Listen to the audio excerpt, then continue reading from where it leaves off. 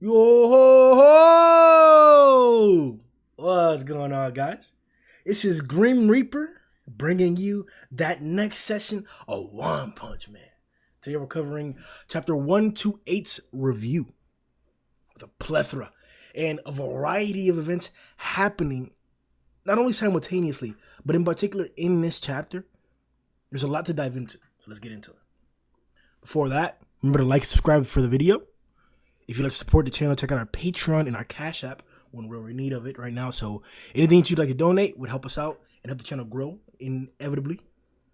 If you'd also like to discuss One Punch Man on a longer basis, on a more in-depth basis with not only me, but other individuals in the community, check out our Discord in the link in the description below. Now let's get into this hero. I don't know why I said that shit. All right, so 128 was pretty good.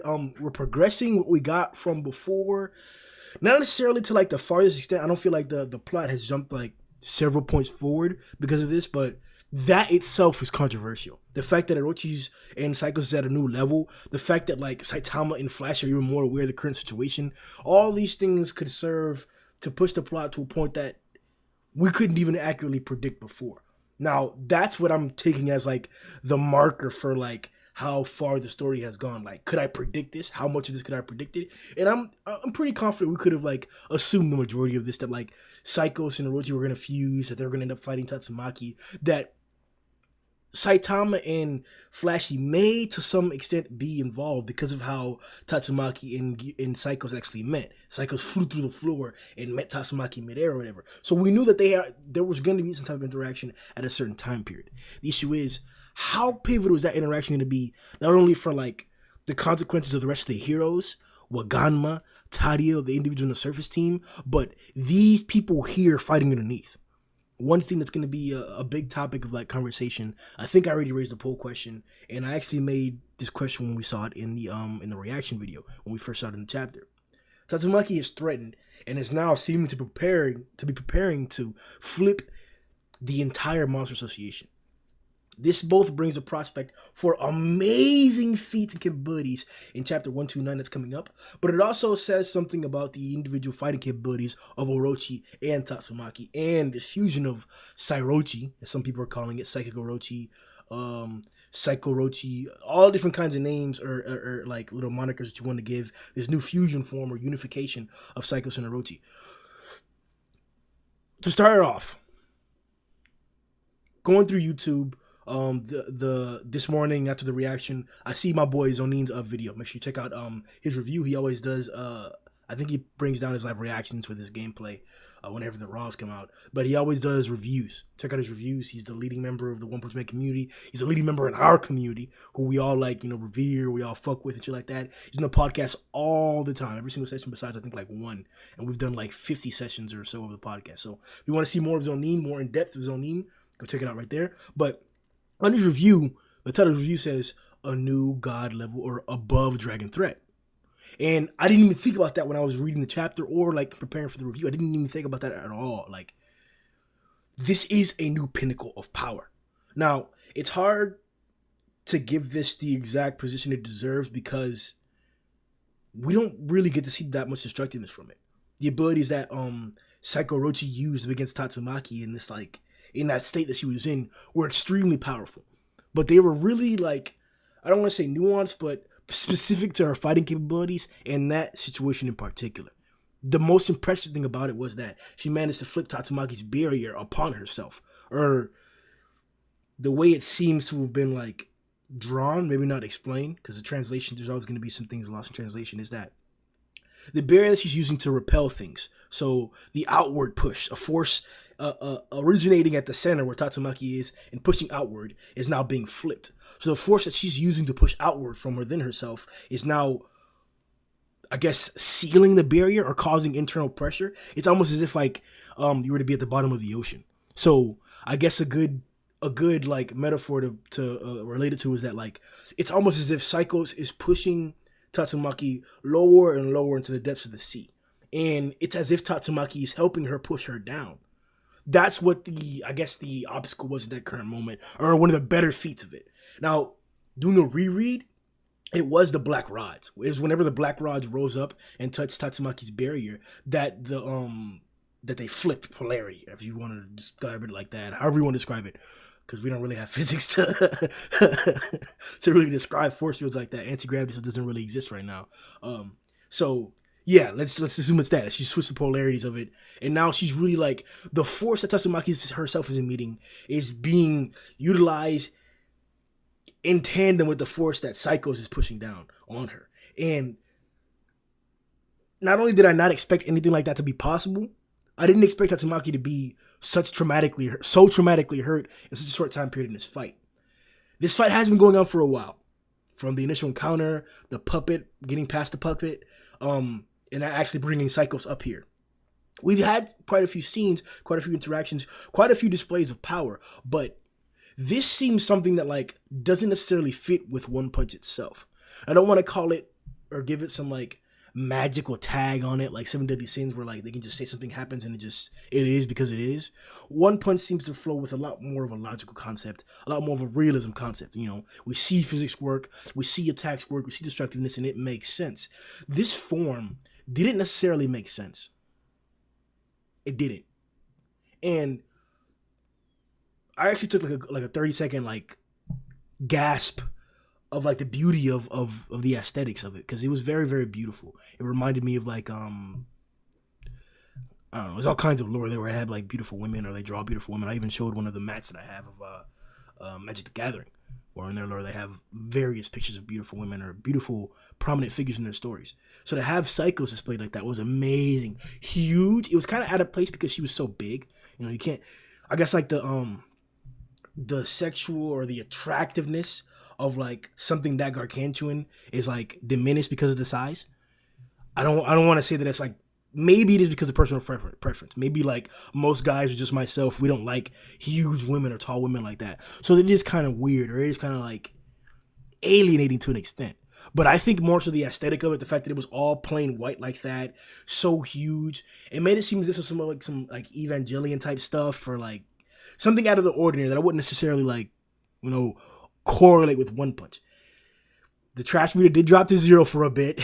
It was fluctuating actually from like greatness to like trash because of how great it was, but how out of place it seemed. So I'll say this, I didn't like the design, but it was beautiful.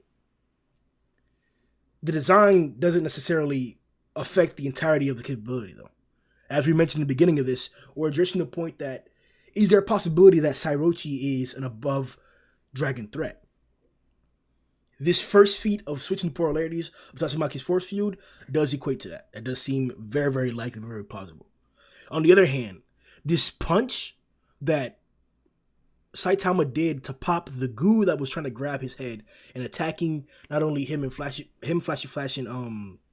the monster or whatever, but throughout the facility, he punched it. And at least in the area that they were in, there was a huge explosion.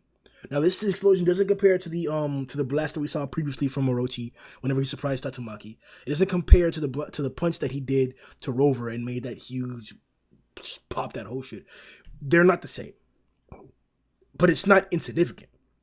One thing that I will point out that like kind of got me confused or kind of got me thinking of as to like how strong is this really is that Flashy and the monster were right there, like they were right there in the vicinity of the punch. We could point out other examples where that's true. You know, like the back in the Sea King arc, the civilians inside of the dome, they were directly behind where Saitama was, and he punched and they didn't really get destroyed, right? Also, look behind in the street in the same picture where like Deep Sea King actually has the hole in his chest from the Saitama punch. The street signs, the buildings right behind him aren't destroyed exactly. So I guess it could be a difference in depiction for destructive capabilities. That's fine. I've harped before. People have harped against me and tried to like emphasize that I'm doing this, that like destructive capability isn't the end all be all of things in mangas. But I'll agree this is an instance of that where her capabilities are not being displayed in terms of destructiveness, but we cannot disregard the fact that destructiveness is an indicator of like lethality, power, potency, things like that. So I think I'll hold judgment, and on the One Punch Man podcast coming up in a few days, stay tuned if you guys want to check that out and get in. It's an more in-depth discussion into the chapter and all the thoughts with different viewpoints from different members in the community and different content creators. we'll discuss further the possibility of Orochi already being an above dragon threat, being or possibly becoming, having the potential of being an above dragon threat, or just being a new pinnacle or a new standard for High Dragon itself. I know we were discussing other Centipede, Goketsu, Rover in particular, Phoenix Man, as High Dragon candidates are individuals who should be the definition of High Dragon and those around that. That's something to dive into now more so. We should now start to explore that even more so now. With that being said, there were a lot more things that did occur in the chapter that I want to get into. You already know we're going to be diving a lot more into like all the details and the specifics in the One Punch Man podcast. But specifically, Tatsumaki's backstory was revealed to us, or an instance of flash for backstory was revealed to us. We can derive the following information pretty confidently, or I can derive it pretty confidently, though we can't make final conclusions. But it seems like Tatsumaki as a young girl, or maybe even as a recent, because we can't tell that much from her hair and her appearance from that angle. She was taken, imprisoned, and possibly experimented on to get her powers. The monster that's in the picture where we see the three scientists running from, I think it's safe to assume that they made the monster solely because of aesthetics. So if you look at it, its hair, the things that are on top of its head, it looks like hair. I don't want to like assume that like that's a mutated human or like an animal that mutated, but that could definitely be the case. It could definitely be the case that these scientists are mixing or using regular monstrification methods. And I say regular in a way to remind you what we already know and understand. What we already consider to be the norm or the most common way to monstrify or eating a monster cell. They may be using those tactics or inducing those tactics to try and get these results. That does make sense, especially with how Dr. Genius was able to like confidently spew how things go about becoming monsters very like most often. So you would think that there'd be other people or other individuals, other entities that are intelligent that'd be researching this thing as well. That monstrification wouldn't be as of a rare or as of a non-research thing as you would expect. But even in real world instances, there are times where like the government or moral propositions or moral ideas in your society don't allow you to do research that would be beneficial to the society in general. It happens all the time. People don't want to realize, but a lot of things that we have currently right now in terms of medical advancements come from heinous criminals who in secret committed horrible acts of medical research and medical, just all kinds of horrible things that are not acceptable, that are not forgivable, that are complete sins in any form, way, religious law, actual judicial laws you could think of. They've done these things consistently. And we, through going through and scouring through that research, we've gained things. We've understood things. We've come out on top because of it.